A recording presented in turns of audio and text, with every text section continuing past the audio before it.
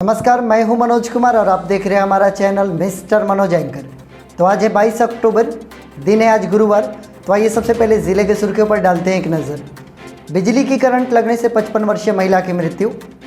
कांग्रेस उत्तर प्रदेश के नेता अजय राय ने राजपुर में किया जनसंपर्क। बक्सर शहर में रात 9 बजे चली गोली, खैनी दुकानदार घायल। आचार संहिता उल्लंघन मामले में जिले में 6 वाहन जब्त। हम जीतेंगे ब्रह्मपुर विधानसभा, कहा वीआईपी के प्रत्याशी जयराज चौधरी ने।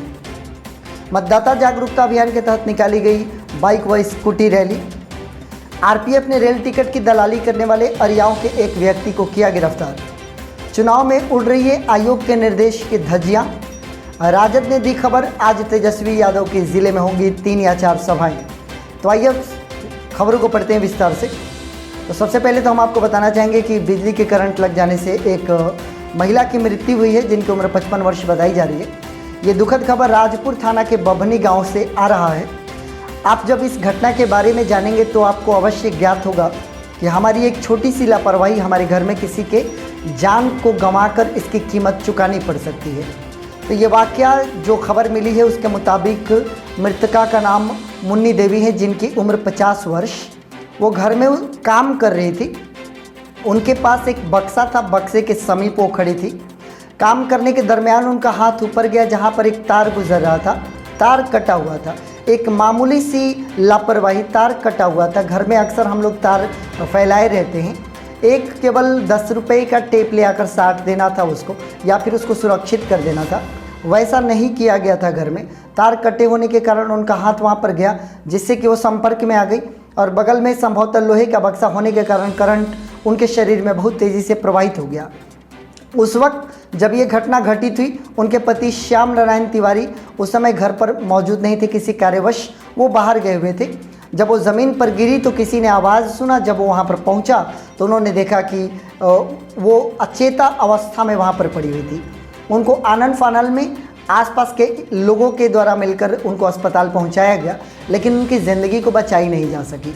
एक छोटी सी घर में हमारी लापरवाही ने इनकी ज़िंदगी को ले लिया। अब आप ये अवश्य इस घटना से सीख सकते हैं कि घर में अगर आपने बिजली की तार दौड़ाई है, अगर वो बाहर है तो आप अवश्य इस बात का ख्याल करें कि कोई भी तार कटा हुआ नहीं होना चाहिए। गाँव के लोगों ने बताया कि दोनों ही पति पत्नी बहुत ही मिलनसार स्वभाव के थे। उनका जाना निश्चित तौर पर गाँव के लिए एक अपूरणीय क्षति है।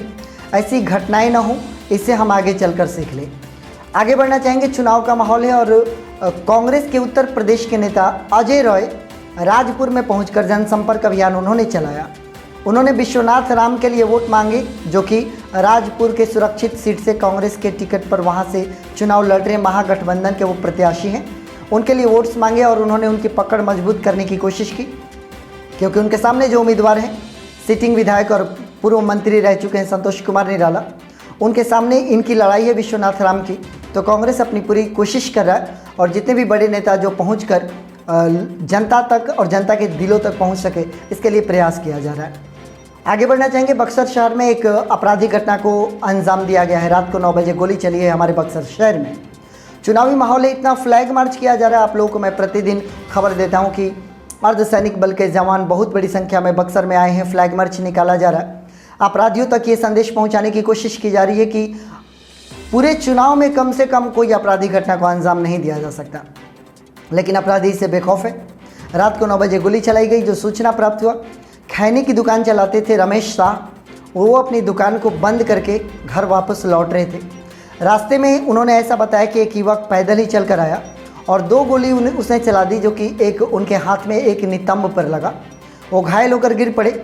संयोग अच्छा था कि वो बच गए, क्योंकि वहाँ पर और भी लोग थे जो कि घटना की गोली की आवाज़ सुनकर वहाँ पर पहुँच गए। जब उस व्यक्ति ने जिसने गोली चलाई, उसने देखा कि खतरा अब उसके लिए भी बढ़ रहा है, तो अंधेरे का लाभ उठाकर वो भागने में सफल रहा।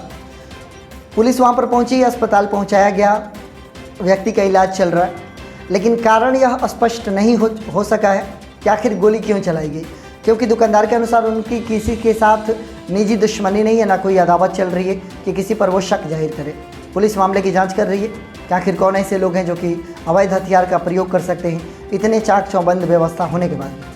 आगे बढ़ना चाहेंगे। आचार संहिता उल्लंघन मामले में 6 वाहनों को जब्त किया गया है।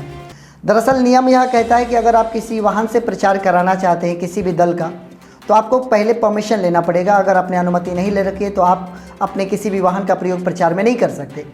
6 ई रिक्शा, ज़्यादातर उसमें ई रिक्शा ही हैं जो कि प्रचार कर रही थी, उनके चालकों पर प्राथमिकी दर्ज की गई है। ये ध्यान देने वाली बात है, जो नेता या जो पार्टी चुनाव प्रचार में वाहनों का प्रयोग करे उसका कुछ नहीं होने वाला। वाहन चालक जो हैं जो कि चुनाव प्रचार करे थे उन पर प्राथमिकी दर्ज की गई है। जो सूचना मिली है उसके अनुसार भाजपा के परशुराम चतुर्वेदी, निर्दलीय आकाश कुमार सिंह, रविराज और संजय कुमार चौबे के प्रचार करने वाली गाड़ियों को जब्त किया गया है। यह कम से कम इतना सूचना तो आप लोगों के लिए पर्याप्त है कि अगर कोई भी आपके लोकेशन में, कोई भी आपके एरिया में कोई अगर नेता चुनाव प्रचार कराता है तो उसके चुनाव प्रचार की गाड़ी के लिए परमिशन होना आवश्यक है। आगे बढ़ेंगे। ब्रह्मपुर का सीट वास्तव में वीआईपी बन गया है, क्योंकि वहाँ पर वीआईपी के उम्मीदवार जयराज चौधरी है। उन्होंने कहा कि हम जीतेंगे ब्रह्मपुर विधानसभा और कोई हमें नहीं रोक सका। उनका ये कहना है कि लोजपा के प्रत्याशी हुलास पांडे को मुश्किल से 15,000 वोट मिलेंगे और शंभुनाथ यादव तो लड़ाई में ही नहीं है। ऐसा कहना है जयराज चौधरी का कि उनकी जो गठबंधन की सरकार है, जो एनडीए के गठबंधन की सरकार है, एनडीए का पूरा समर्थन है उनको। उनका ये कहना है कि मैं यहाँ पर जीतूंगा और जनता की सेवा करने का मौका लूँगा। उन्होंने अपने विपक्षी जो पार्टियां हैं, जो प्रत्याशी हैं, उन पर निशाना साधा और उनका ये कहना है कि एक तरफा चुनाव वो जीतने जा रहे हैं और ब्रह्मपुर की विधानसभा की जनता उनको अपना विधायक चुनने जा रही है और वो इस वर्ष चुनाव जीतकर पटना जाएंगे, ऐसा कहना था जयराज चौधरी का। लेकिन आने वाला वक्त ये बताएगा कि जयराज चौधरी की ग्राउंड जो पकड़ है वो कितनी ज़्यादा है, क्योंकि सामने शंभुनाथ यादव है। वहीं हुलास पांडे का कहना है कि वो बहुत ही बड़ा जन समर्थन प्राप्त कर चुके हैं ब्रह्मपुर विधानसभा क्षेत्र में। आगे बढ़ेंगे। जिलाधिकारी लगातार ये प्रयास कर रहे हैं कि पूरे ज़िले में मतदाता जागरूकता अभियान चलाया जाए। इन्होंने पूरी कोशिश लगा दी है कि पूरे ज़िले में वोट परसेंटेज बढ़ा देना है। इसके लिए कई प्रकार की रैलियाँ निकाली गई, कभी साइकिल रैली, कभी पैदल रैली, अभी बाइक व स्कूटी रैली निकाली गई। ये बक्सर टाउन में निकला, किला मैदान से निकला ये रैली। नगर के कई हिस्सों का भ्रमण करने के बाद पुनः किला मैदान पर समाप्त हुआ। जिलाधिकारी और जो भी वहाँ पर अधिकारी मौजूद थे उन सभी ने ये कोशिश की कि परसेंटेज बढ़ाया जाए चुनाव का। सुबह 9 बजे यह निकला हुआ था जो रैली, इसको उप विकास आयुक्त योगेश कुमार सागर ने हरी झंडी दिखाकर रवाना किया।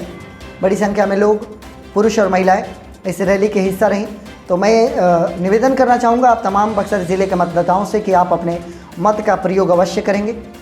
अभी समय है, आप सोचें विचारें और सही जगह पर वोट दें, ताकि आपके द्वारा चुने गए प्रतिनिधि आपके विधानसभा क्षेत्र का, आपके ज़िले का और आपके राज्य का विकास कर सकें। इसके लिए अच्छे प्रत्याशी का चुनाव करना आवश्यक है। आगे बढ़ना चाहेंगे। आरपीएफ ने रेल की टिकट की दलाली करने वाले एक व्यक्ति को अरियाव गांव से गिरफ्तार किया है। गिरफ्तार व्यक्ति का नाम शत्रुघ्न महतो है। उनके पास से 13 ई टिकट, 1 मोबाइल, 1 आधार कार्ड और 1 बैंक का पासबुक जब्त किया गया है। आरपीएफ की इस कार्रवाई से हड़कंप मचा हुआ है, क्योंकि कई सारे ऐसे लोग हैं जो कि ई टिकट की ब्लैकमेलिंग करते हैं और आरपीएफ ने जो एक अभियान छेड़ा हुआ है कि ऐसे लोगों तक पहुंचना है, उनको पकड़ना है। पहले भी 1-2 बार कार्रवाई हो चुकी है और कुछ लोगों को गिरफ्तार किया जा चुका है। तो जो भी लोग ई टिकट की एजेंटी कर रहे हैं, निश्चित तौर पर अगर आप एजेंट हैं तो आपके लिए अच्छी खबर नहीं है, क्योंकि आरपीएफ उन तमाम लोगों तक पहुंचने की कोशिश करे जो कि ई टिकट की दलाली कर रहे हैं। आगे बढ़ना चाहेंगे। चुनाव में जो भी चुनाव आयोग ने दिशा निर्देश दिए थे उसमें कोविड-19 से रिलेटेड कई सारे गाइडलाइंस जारी किए गए थे चुनावी मैदान में उतरने वाले प्रत्याशियों के लिए, पार्टीज़ के लिए। लेकिन वो तमाम दिशा निर्देश माखौल उड़ाया जा रहा है और इसमें कोई शक नहीं, इसका साक्षात सरकार भी गवाह है, जो लोग रैलियों में इकट्ठा हो रहे हैं वो भी गवाह हैं, प्रशासन के लोग भी इसको बखूबी जानते हैं कि तमाम दिशा निर्देश के बावजूद कोई इसका पालन नहीं कर रहा। 5 लोगों की इजाज़त दी गई थी जनसंपर्क करने के लिए, हज़ारों की भीड़ इकट्ठा की जा रही है। यही नहीं, सुबह के मुखिया भी जब पहुंचते हैं नीतीश कुमार जी, तो उनके यहाँ भी वही भीड़, वही जो दिखाई देता है। पप्पू यादव की जनसभा होती है तो वही दिखाई देता है। अब तेजस्वी जी आज आ रहे हैं, उनके जनसभा में भी काफ़ी भीड़ होने की उम्मीद है। और अगर भीड़ नहीं होगी तो रैली को सफल नहीं माना जा सकता, जनसभा को सफल नहीं माना जा सकता। अगर भीड़ नहीं होगी तो वोट्स कैसे मिलेंगे, ये तमाम चीज़ें हैं। जो भी गाइडलाइंस दिए गए, पहले से ही सोचना आवश्यक था कि क्या इन गाइडलाइंस को फॉलो किया जा सकता है। तो चुनाव हो और भीड़ न जुटे, ऐसा कल्पना करना भी मूर्खतापूर्ण और हास्यप्रद लगता है। लेकिन मज़े की बात यह है कि जो भी प्राथमिकी दर्ज की जा रही है वो किसी पार्टी पर नहीं, किसी प्रत्याशी पर नहीं, बल्कि इलेक्शन के जो एजेंट है, जो अभिकर्ता है, तमाम अभिकर्ताओं पर एफआईआर दर्ज की गई है, जो अलग अलग पार्टी के प्रत्याशियों के इलेक्शन एजेंट हैं, उन पर प्राथमिकी दर्ज की जा रही है ताकि चुनाव में किसी प्रकार की हानि न पहुंचे प्रत्याशी को। देखना ये होगा कि चुनाव आयोग इस पर किस प्रकार से विचार विमर्श करता है, लेकिन जनता तो अपना विचार विमर्श कर रही है। चौक चौराहों पर, चाय की दुकानों पर, समोसे की दुकानों पर लोग इकट्ठा हो रहे हैं और चुनाव की चर्चा ज़ोरों पर चल रही है और चुनावी पर्व चल रहा है, कुछ ही दिन शेष है, मतदान डाले जाने वाले हैं, तो निश्चित तौर पर लोगों की चर्चाएं तो ज़रूर होंगी। आगे बढ़ेंगे। राजद ने यह खबर दी कि आज तेजस्वी यादव की ज़िले में 3 या 4 सभाएं होने जा रही है। ये दल सागर, धनसोई, ब्रह्मपुर में सभाएं हैं और भी एक जगह पर कहीं सभा की जा सकती है। ये जो खबर दी गई है राजद के सूत्रों से ही, हालांकि स्थान को अभी क्लियर नहीं किया गया है कि कहाँ पर सभा होगी, लेकिन तेज़ रफ्तार तेजस्वी सरकार है, ऐसा राजद के समर्थकों का कहना है। तो निश्चित तौर पर अगर ये आते हैं तो बड़ी संख्या में लोग पहुंचेंगे इनको सुनने के लिए। ये तमाम उन जगहों पर जनसभाएं करेंगे जहां पर इनके उम्मीदवार, इनके पार्टी के उम्मीदवार या फिर गठबंधन का कोई भी उम्मीदवार शामिल है। इसके लिए दल सागर को चुना गया है बक्सर विधानसभा के लिए, वहीं राजपुर विधानसभा के लिए धनसोई का चुनाव किया गया, ब्रह्मपुर विधानसभा के लिए ब्रह्मपुर का ही चुनाव किया गया। अभी डुमरांव विधानसभा बाकी है, यहाँ पर भी किसी भी जगह का चयन अवश्य किया जाएगा।